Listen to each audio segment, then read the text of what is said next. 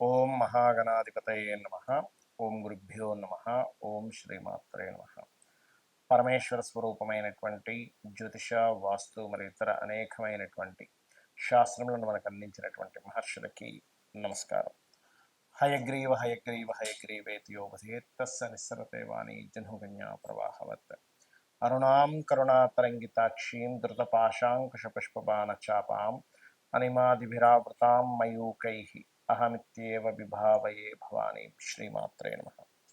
ప్రేక్షకులకి ఆ లలితాంబిక అమ్మవారి యొక్క అనుగ్రహం పరిపూర్ణంగా కలగాలని మనస్ఫూర్తిగా కోరుకుంటూ మనం ఈరోజు చాలామంది ఈ కొత్త సంవత్సరం వస్తుంది, మాకు ఆదాయ వ్యయాలు ఇలా ఉంది, లేకపోతే మాకు ఏలినాటి శని జరుగుతుంది, అర్ధాష్టమి శని నడుస్తుంది, అష్టమి శని రాబోతుందని భయపడుతున్నారు. అయితే మీకు ఆంగ్ల సంవత్సరం మారినా లేనట్లయితే ఉగాదికి మన ఇప్పుడు రాబోయేటువంటి శ్రీ విశ్వవసునామ సంవత్సరం వస్తున్న, గతంలో వచ్చినటువంటి క్రోధినామ సంవత్సరం వచ్చిన, మొట్టమొదటిగా మీరు అర్థం చేసుకోవాల్సింది ఏంటంటే గ్రహాలు మారినప్పుడు దాని యొక్క ప్రభావం కొంత ఉంటుంది, ఉండదని కాదు, ఇది గోచారంలో. కానీ మీ పర్సనల్ చార్ట్లో ఎలా ఉంది, అసలు మీరు ఎటువంటి పాటిస్తే ఏ లగ్నం వారు ఎటువంటి ఇబ్బంది లేకుండా హాయిగా సంతోషంగా లాభదాయకంగా ఉంటారు, ఏ ఏ లగ్నం వారు లేదా లగ్నం తెలియని రాశి వారు అనే విషయాన్ని ఇప్పుడు మనం సింహలగ్నము సింహరాశి ఈ యొక్క విషయాలు చెప్తుంది. నేను ఇప్పటికీ కూడా చెప్పిస్తున్న సాక్షాత్ లలిత అమ్మవారిగా భావిస్తూ ఈ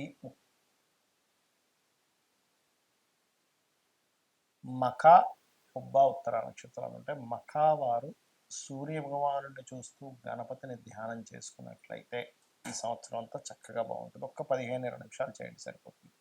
అలాగే పుబ్బా నక్షత్రం వారు సూర్యుని చూస్తూ ఓం భానుమండల మధ్యస్థ భైరవి భగవాని నమః చేసుకోండి, లేదా శ్రీమాత్రే నమః అమ్మవారిని తలుచుకోవచ్చు ధ్యానం చేసుకుంటూ.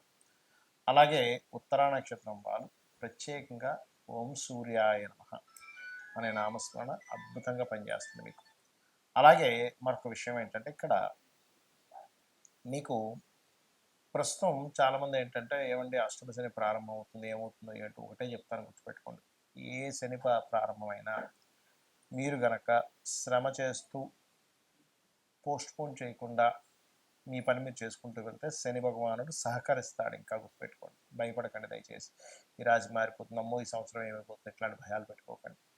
అలాగే మీకు ఇంకొకటి ఏంటంటే లగ్నం నుంచి 2వ స్థానంలో ఉండేటువంటి కేతువు లగ్నంలోకి వస్తున్నాడు, అంటే రాశిలోకి వస్తున్నాడు. దానివల్ల కాస్త ఆధ్యాత్మికమైన యోగం చాలా చక్కగా ఉంటుంది.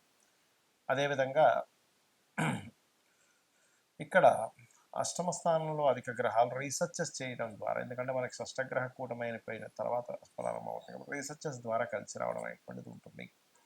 మరియు గురువు లాభంలోకి వస్తున్నాడు. ఎప్పుడైనా గురువు లాభంలోకి వచ్చినప్పుడు ఏమిటి ఫలితము అంటే వివాహ సంబంధించిన విషయాలు సెట్ అవ్వడం, సప్తమాన్ని చూస్తాడుగా. అలాగే ఏదైనా కొత్త అగ్రిమెంట్స్ గతంలో ఎప్పటి నుంచో పలానా ప్రారంభించాలనుకునేది అవ్వట్లేదు అనుకునేది కాస్త ప్రారంభం అవ్వడము, ఇటువంటి ఫలితాలు సింహం వారికి కలుగుతాయి. ఇక మీరు నిత్యము చేయవలసింది సింహరాశి వారందరూ కూడా దత్తాత్రేయుని దక్షిణామూర్తిని మీరు ఎంత ఆరాధన చేసినట్లయితే అన్ని విధాల మీకు బాగుండడం జరుగుతుంది.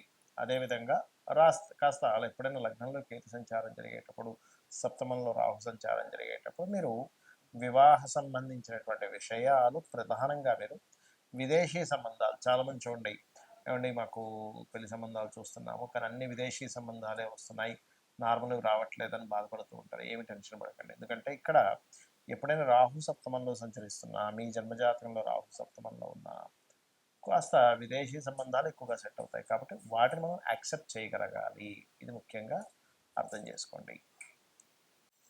ఏ లగ్నం వాళ్ళైనా ఏ రాశి వారైనా సరే ఈ కొత్త సంవత్సరంలో బాగా కలిసి రావాలంటే కొన్ని సూత్రాలు పాటించండి.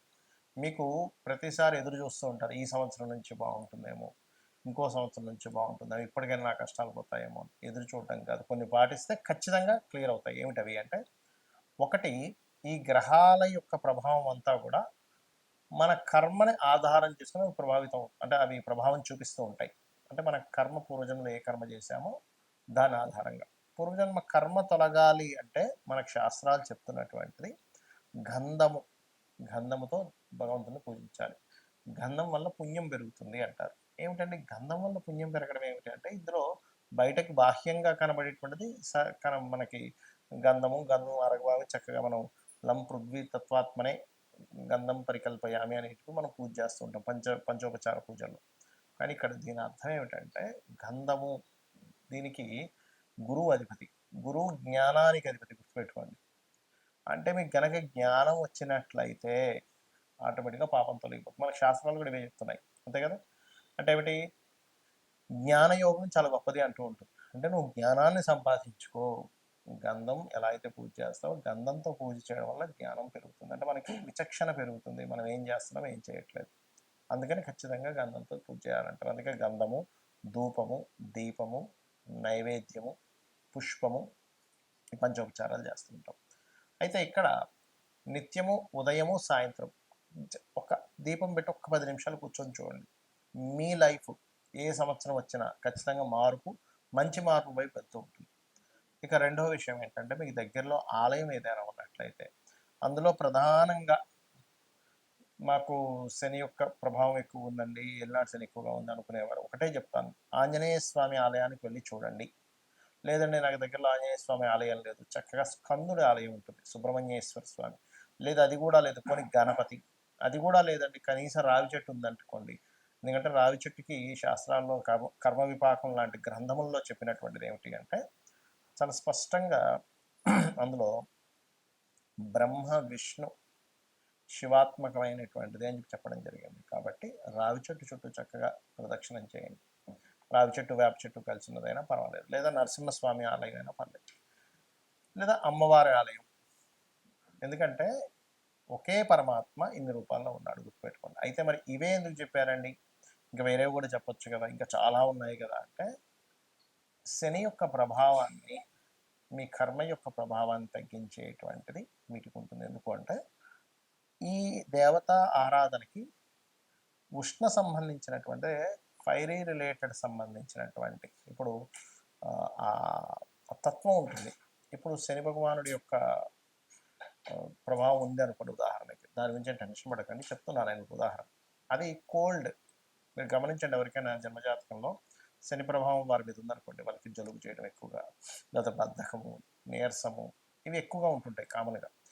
సరే తర్వాత చేద్దాం, పోస్ట్ పోన్ చేయడం, ఇది కోల్డ్ రిలేటెడ్ సంబంధించింది, ఇది హీట్ రిలేటెడ్ సంబంధించింది. హీట్ ఎక్కడైతే ఉంటుందో కోల్డ్ రిలేటెడ్ తగ్గుతుంది. అలాంటప్పుడు అందుకే ఏం చెప్తారు, ఎక్సర్సైజ్ చేయండి, వాకింగ్ చేయండి, ఏదైనా గేమ్స్ ఆడండి, ఇవన్నీ చెప్తూ ఉంటారు.